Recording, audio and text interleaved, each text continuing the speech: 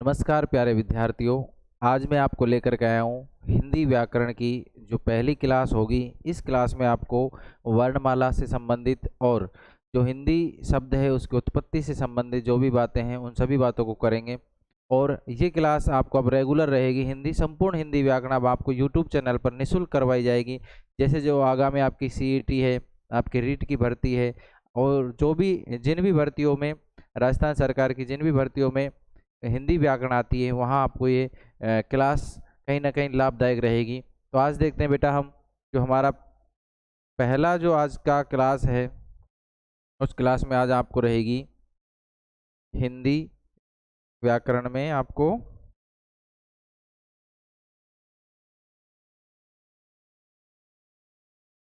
आज की हमारी क्लास है हिंदी व्याकरण। इस हिंदी व्याकरण में जो हमारा आज का टॉपिक, जो मैं जिन जिन जो टॉपिकों पर बात करूंगा वो आपको एक बार लिख रहा हूँ। हिंदी शब्द की हिंदी शब्द की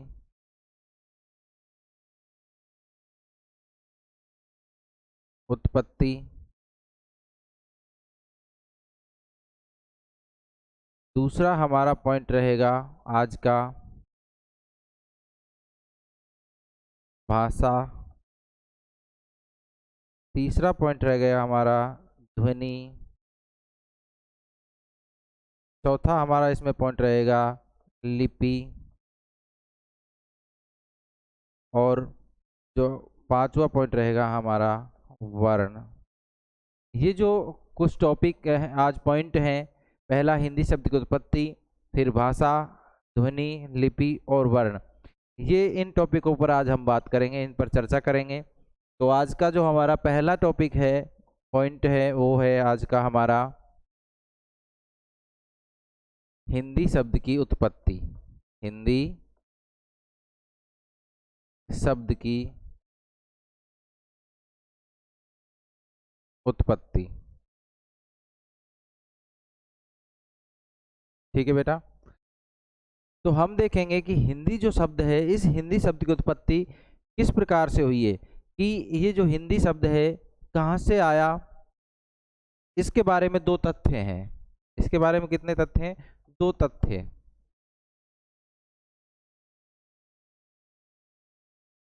कितने हैं? दो तथ्य आपके। कौन कौन से हैं? देखो बेटा, दो तथ्य।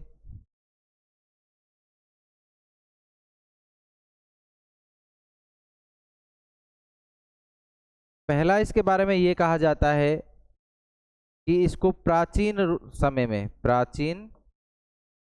समय के अनुसार, प्राचीन समय अनुसार। फिर है बेटा इसको दूसरा, भाषा के आधार पर, भाषा के आधार पर कि कैसे ये कौन सी भाषाओं से निकल कर आया, इनके ऊपर बात करेंगे। तो बेटा जो हिंदी शब्द है, इस हिंदी शब्द की उत्पत्ति के बारे में क्या कहा जाता है? ऐसा कहा जाता है हिंदी शब्द की उत्पत्ति के बारे में कि प्राचीन समय में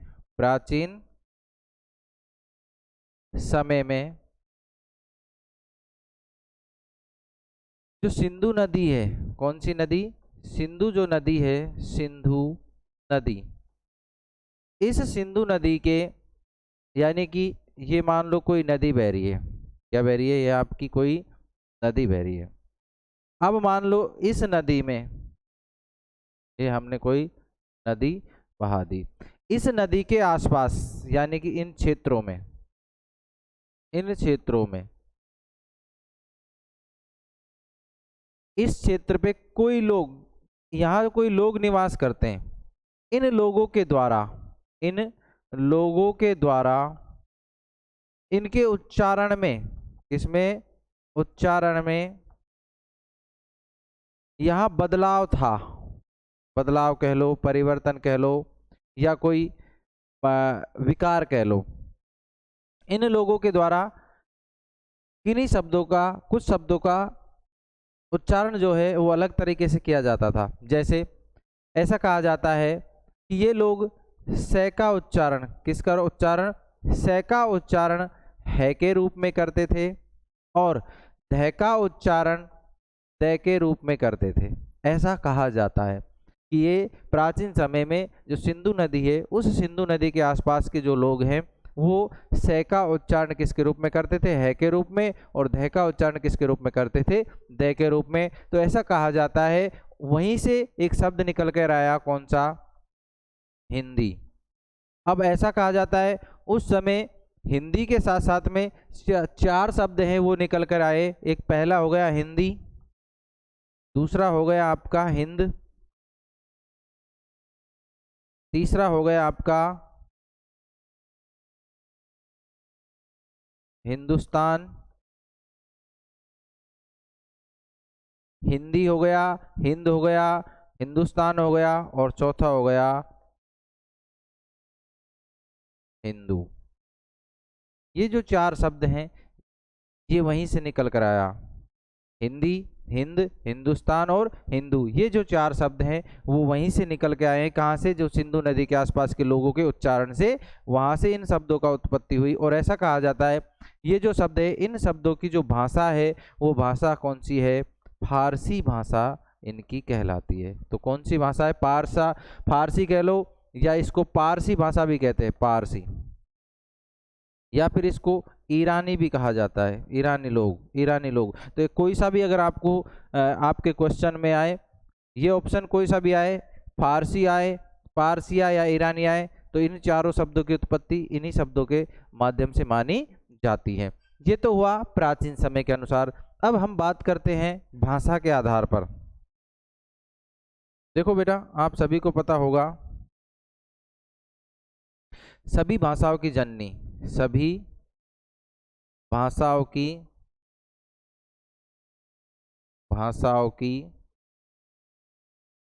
जो जननी है, वो जननी कौन सी है, संस्कृत कहलाती है। कौन सी, संस्कृत भाषा को सभी भाषाओं के क्या कहा जाता है, जननी कहा जाता है। बेटा अगर हम बात करते हैं संस्कृत के बाद में जो भाषा आई, वो भाषा आई प्राकृत भाषा। कौन सी भाषा, प्राकृत। उस प्राकृत के बाद भाषा के बाद में एक भाषा आती है पाली। कौन सी भाषा, पाली। और पाली के बाद में एक भाषा आती है अपभ्रंश। कौन सी भाषा, अपभ्रंश। और अपभ्रंश भाषा से एक भाषा निकल कर आती है, इसी भाषा का एक भेद है शौरसेनी, अपभ्रंश,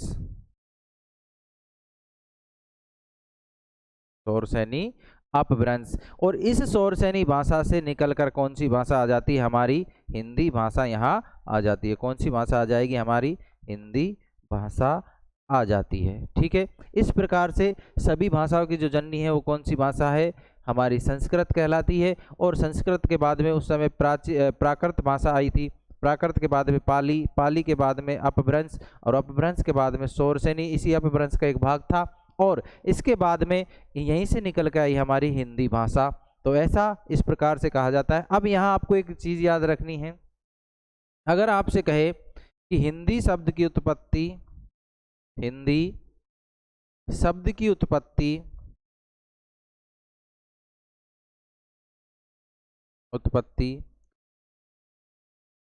किस भाषा से हुई,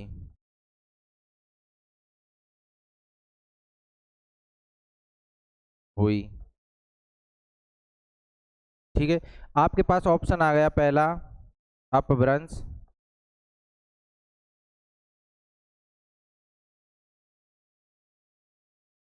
दूसरा ऑप्शन आ गया आपके पास में शौरसेनी,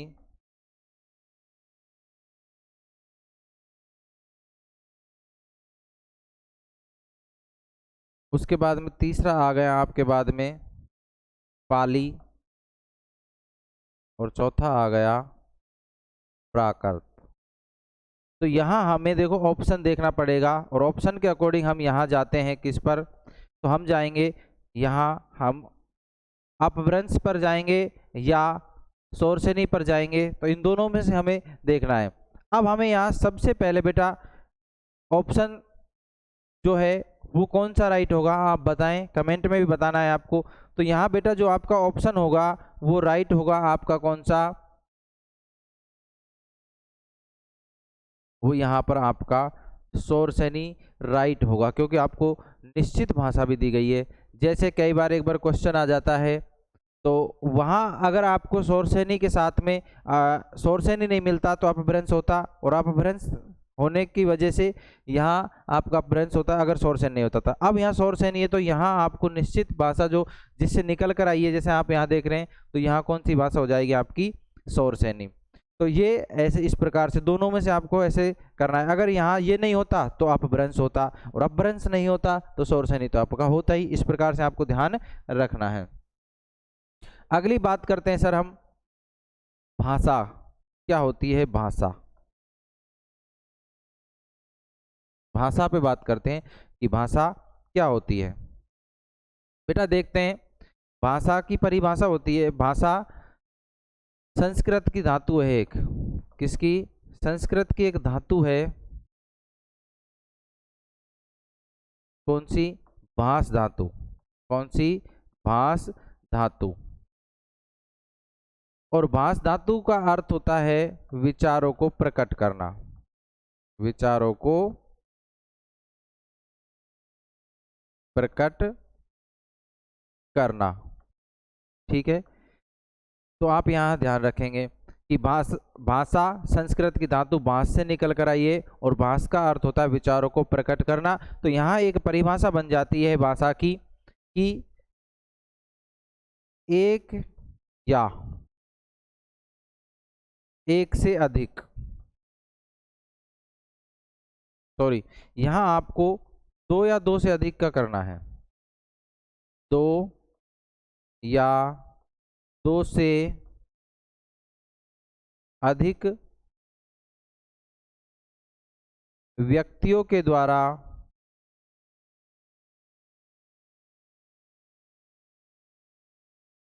दो या दो से अधिक व्यक्तियों के द्वारा दो या दो से अधिक व्यक्तियों द्वारा व्यक्तियों द्वारा अपने भावों एवं विचारों का विचारों का आदान प्रदान, क्या? आदान प्रदान करना ही क्या कहलाती है? आपकी भाषा कहलाती है। क्या कहलाती है? भाषा कहलाती है। यानी कि क्या हुआ, भाषा का अर्थ, भाषा संस्कृत की भाष धातु से निकल कर आई है जिसका अर्थ होता है विचारों को प्रकट करना, और परिभाषा क्या बन जाएगी? दो या दो से अधिक व्यक्तियों के द्वारा अपने भावों एवं विचारों का आदान प्रदान करना ही क्या कहलाता है? भाषा। जैसे मैं अपने विचार डिजिटल बोर्ड के माध्यम से क्लास को रिकॉर्ड करके आप तक पहुंचा रहा हूं, तो ये एक माध्यम हुआ। तो हमारा जो भाषा है वो माध्यम है, क्या है? विचारों को प्रकट करना। किनको? विचारों को प्रकट करना क्या कहलाता है? हमारी भाषा कहलाती है। और जो हमारी भाषा है, जो हिंदी है, ये हिंदी हमारी राजभाषा कहलाती है। कौन सी? राजभाषा कहलाती है। ठीक है बेटा, तो ये भी आप याद रखें कि हमारी हिंदी जो क्या कहलाती है? राजभाषा कहलाती है। आगे बात करते हैं हम, ध्वनि क्या है, कि ध्वनि क्या है। देखिए आप, ध्वनि,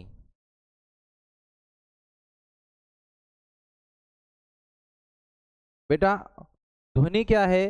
ध्वनि आपको पता होगा व्यक्ति के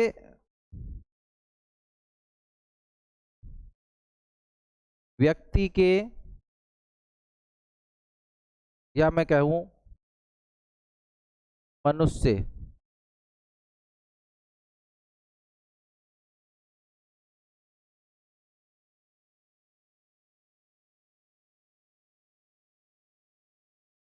मनुष्य के हृदय में हृदय में जो विचार जो विचार उत्पन्न होते हैं, देखो सबसे पहले आपके हृदय में विचार उत्पन्न होंगे और वो विचार क्या रहेंगे, आपके ध्वनि के रूप में। और जब तक वो आपके विचार आप प्रदर्शन ना करेंगे तो वो क्या कहलाएगी, जब तक आपके हृदय में क्या रहेंगे, विचार उत्पन्न होते हैं, वो क्या कहलाती है, ध्वनि के माध्यम से आपके विचार उत्पन्न होंगे। तो ध्वनि क्या है कि सबसे पहले व्यक्ति के अंदर अपने आप किसी भी चीज को कर रहे हो, आपके द्वारा जो आवाज निकल रही है, आपके अंदर जो विचार उत्पन्न हो रहे हैं, वो विचार किसके माध्यम से बाहर आएंगे, बाहर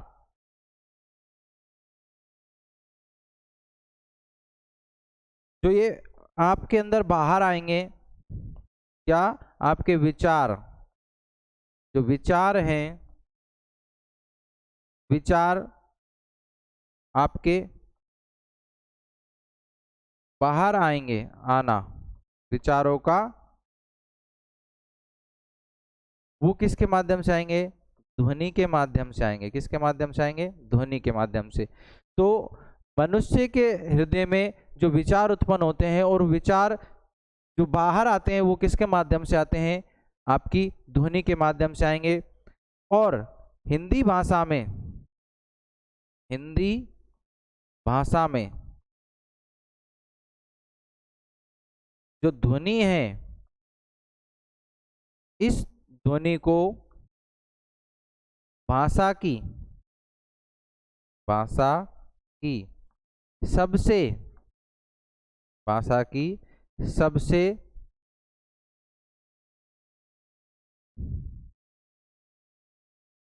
लघुतम इकाई कहा जाता है। क्या कहा जाता है, इकाई कहा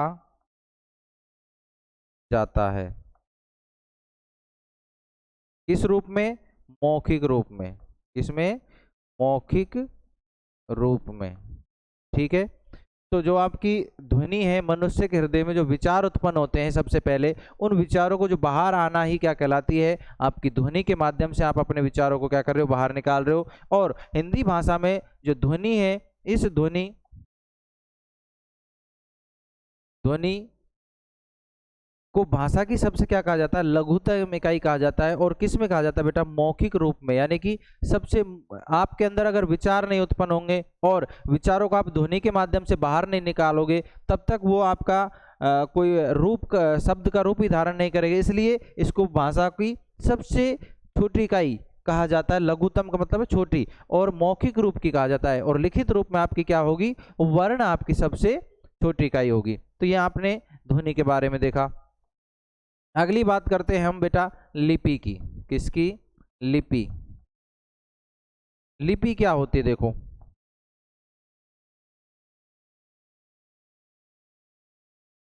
जो प्रतीक चिन्ह है, प्रतीक चिन्ह, इन प्रतीक चिन्हों को व्यवस्थित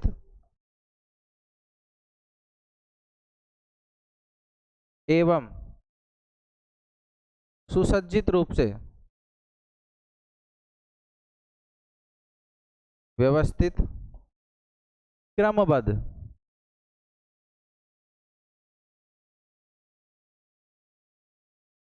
क्रमबद्ध प्रतीक चिन्हों को व्यवस्थित एवं क्रमबद्ध पुरोना,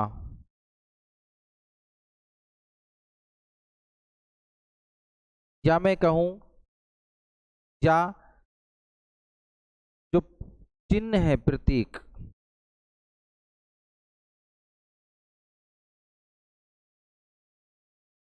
या जो ध्वनि चिन्ह है, ध्वनि चिन्ह, इन ध्वनि चिन्हों को किसी प्रतीक के रूप में, किसी प्रतीक के रूप में लिखना ही आपकी क्या कहलाएगी, लिपि कहलाती है। क्या कहलाती है, लिपि कहलाती है। यानी कि प्रतीक चिन्हों को, या प्रतीक की जगह मैं यहाँ ध्वनि भी लिख सकता हूं, यहाँ हम ध्वनि भी लिख सकते हैं, प्रतीक या ऑब्लिक ध्वनि चिन्हों को व्यवस्थित एवं क्रमबद्ध पुरोना या यानी कि सुसज्जित रखना, ध्वनि चिन्हों को किसी प्रतीक के रूप में लिखना ही क्या कहलाती है, आपकी लिपि कहलाती है। जैसे कि हमारी हिंदी भाषा है, हिंदी भाषा, इस हिंदी भाषा की जो लिपि है वो बेटा आपकी क्या है, देवनागरी। कौन सी, देवनागरी। ये क्या है आपकी हिंदी भाषा की जो क्या है लिपि, कौन सी है आपकी, देवनागरी। जैसे आपके लिपि में आपको यहाँ थोड़ा सा आप देखें, जैसे ये आपका क है, ये आपका च है, ये आपका ट है, ये आपका त है, ये पे, फे, ये जो आप जो भी लिख रहे हैं ये सब आपके क्या है, लिपि चिन्ह है। क्या है आपके, लिपि चिन्ह है। और इनको व्यवस्थित करना ही क्या कहलाती है, लिपि कहलाती है। आपने हमने जो जो ध्वनि चिन्ह है उनको प्रतीक दे दिया, तो ये प्रतीक चिन्ह यानी कि ध्वनि चिन्ह को प्रतीक के रूप में ही रखना क्या कहलाती है, आपकी लिपि कहलाती है। आगे देखें हम, अगला है वर्ण। क्या है आपका, वर्ण। वर्ण क्या होता है, देखो बेटा वर्ण आपका, यहां आप देखें, अभी हम देख रहे थे ध्वनि, क्या, ध्वनि, और एक होता है वर्ण,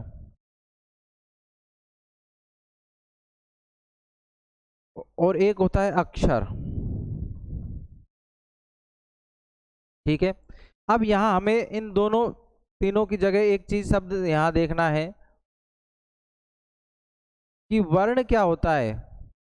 वर्ण है जो भाषा, भाषा की लिखित रूप में, इसमें लिखित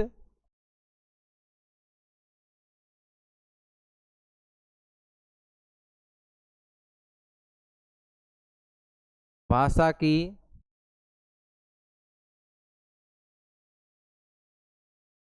लिखित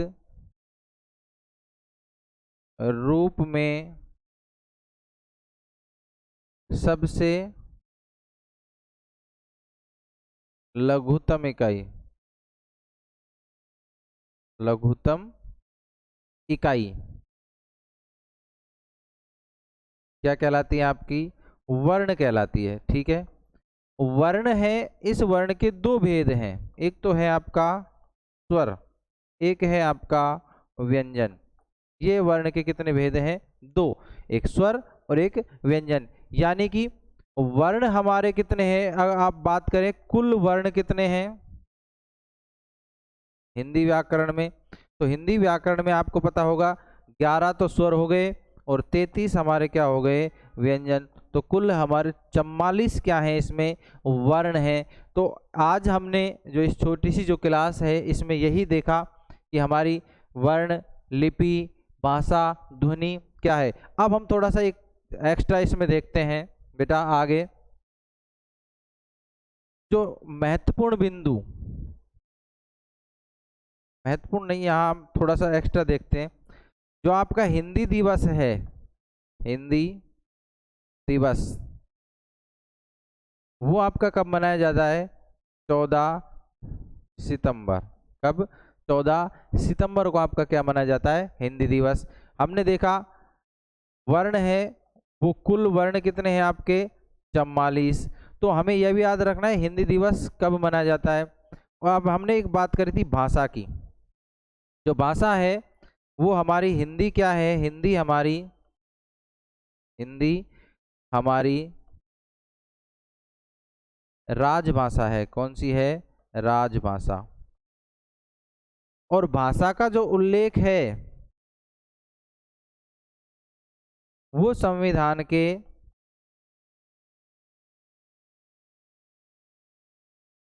संविधान के अनुच्छेद 343 के में कैसे 351 तक इसका उल्लेख मिलता है। यानी कि संविधान के अनुच्छेद 343 कैसे 351 तक हमें हिंदी भाषा की जो भाषा है उस भाषा का क्या मिलता है, उल्लेख। और हमारी जो इसी अनुच्छेदों के अकॉर्डिंग हमारी जो बातें हैं उसमें बताया गया है कि हमारी जो हिंदी भाषा है वो हमारी क्या रहेगी, राजभाषा रहेगी। यानी कि राजकाज के जो कार्य हैं वो किस में किया जाएंगे, हिंदी भाषा में। तो अगली जो वीडियो रहेगी आपकी वर्णमाला की रहेगी, और वर्णमाला को वहाँ से शुरुआत करेंगे जिसमें आपको स्वर, व्यंजन, स्वरों के प्रकार, व्यंजनों के प्रकार, इसको कंप्लीट उस क्लास में करेंगे। तो आज के लिए इतना ही, धन्यवाद।